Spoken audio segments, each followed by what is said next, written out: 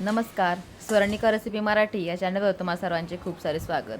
आज आपण कांदा टोमॅटो यांचा वापर न करताही बटाट्याद्वारे चविष्ट बनवलेला आहे. याची संपूर्ण रेसिपी तुम्ही स्किप न करता पाहून घ्या. रेसिपी आवडल्यास चॅनलला लाईक शेअर सबस्क्राईब देखील करा.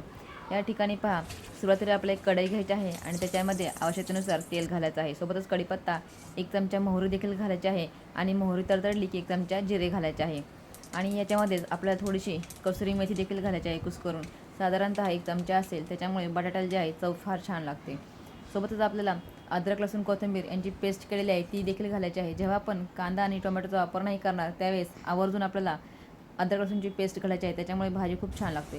सोबतच 1 चमचा लाल मिरची पावडर, अर्धा चमचा धना पावडर, अर्धा चमचा काळे मीठ, अर्धा चमचा पांढरं मीठ, हिंग आणि हळद घातलेले आहे. सोबत आपल्याला मसाल्यासोबत तेलामध्ये चांगलं परतून घ्यायचं आहे.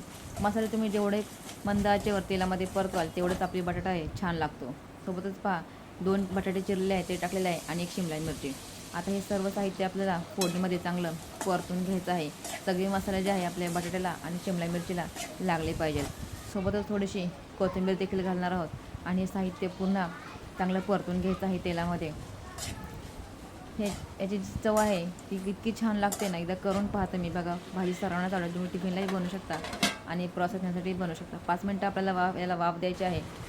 आणि पहा, वाफ दिल्यानंतर त्याच्यामध्ये 3 चमचे मी शेंगदाण्याचे कूट घालत आहे.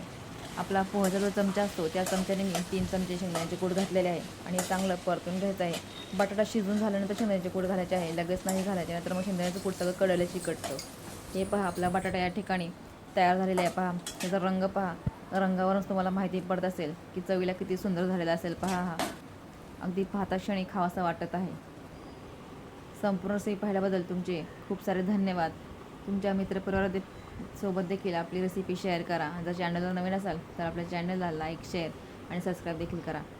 चला तर भेटूया एक पुढच्या नवीन व्हिडिओमध्ये. तोपर्यंत खात राहा, स्वस्त राहा आणि मस्त राहा. थँक्यू. धन्यवाद.